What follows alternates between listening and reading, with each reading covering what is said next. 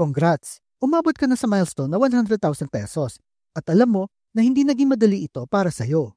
Pero syempre, ang susunod na tanong na dapat mong sagutin ngayon ay, ano ang next move mo para palaguin ito?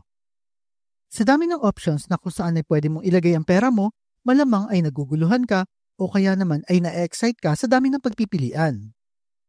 Pero kailangan nating tandaan na hindi porket may pera ka na, ay dapat mo agad itong i-risk sa mga investment na mataas ang volatility tulad ng stock market o sa isang negosyo na pinopromote ng mga influencer.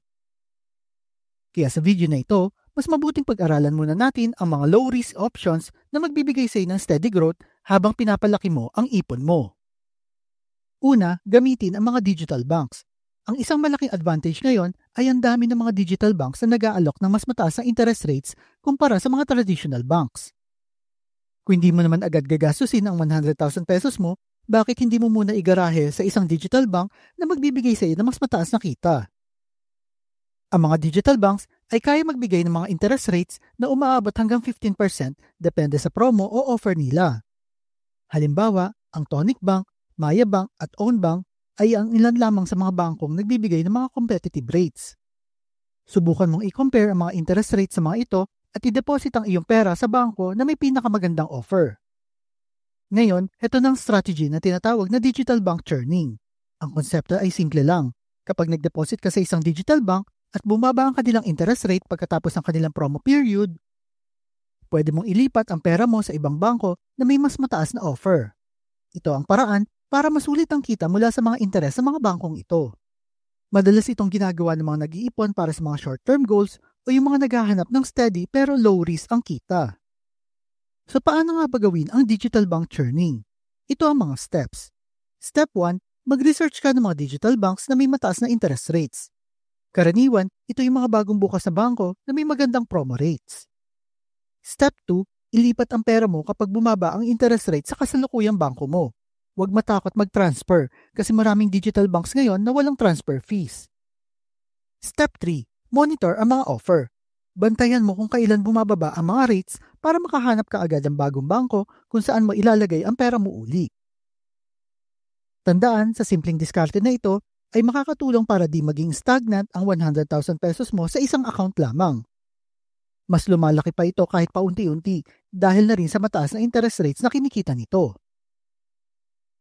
Ang pangalawa, focus muna sa trabaho at iwasang magastos ang ipon. Ang isa sa mga madalas sa challenge kapag may ipon ka na ay ang temptation na gastusin ito.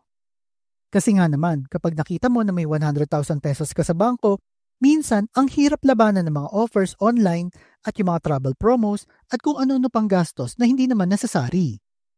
Kaya mahalaga na mag-focus muna sa trabaho at patuloy lang sa pag-iipon, imbis na gastusin agad ang ipon mo. Mag-set ka ng goals para sa mas malinaw na financial path.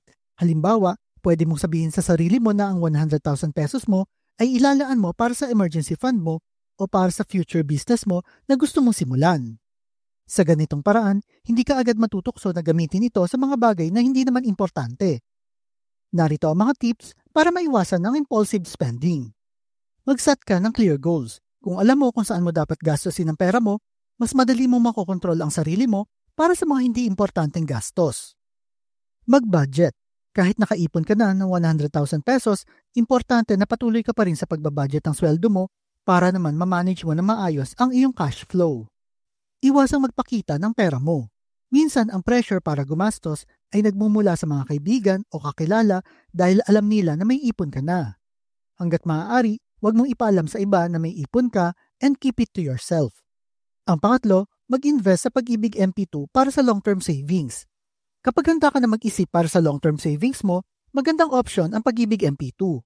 Kung gusto mo ng secured investment na tax-free, ang isang bagay na dapat mong isalang-alang ay ang pag-i-invest dito.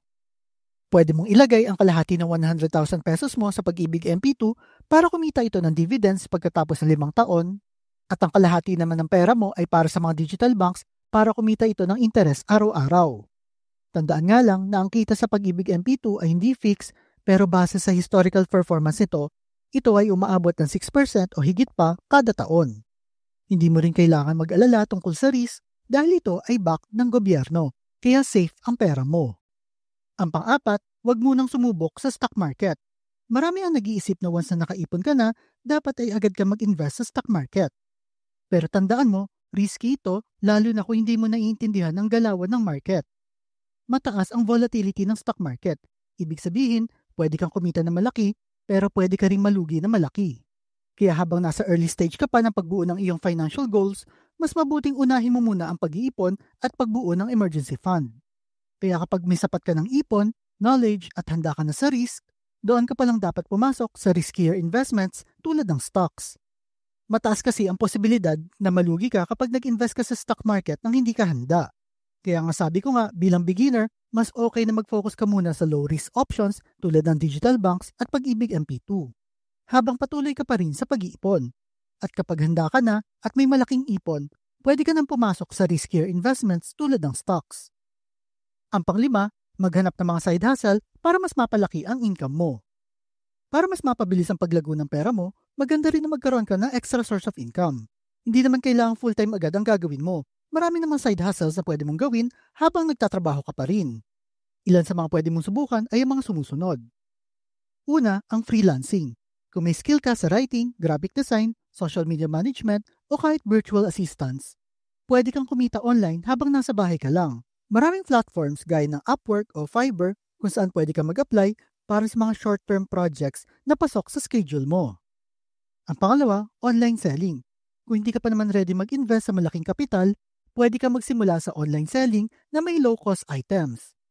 Pwede ka maging reseller ng mga trending na products tulad ng beauty products, accessories, o home essentials. Gamitin mo ang mga platform gaya ng Shopee, Lazada at TikTok Shop para mas mabilis mo maibenta ang mga items mo. Ang pangatlo, affiliate marketing. Isa pa magandang option na pwede mo subukan ay ang affiliate marketing.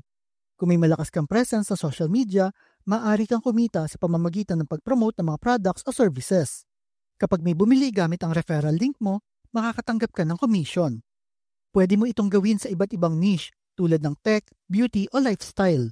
Maraming affiliate programs tulad ng Involve Asia o mga company-specific programs na pwede mong salihan.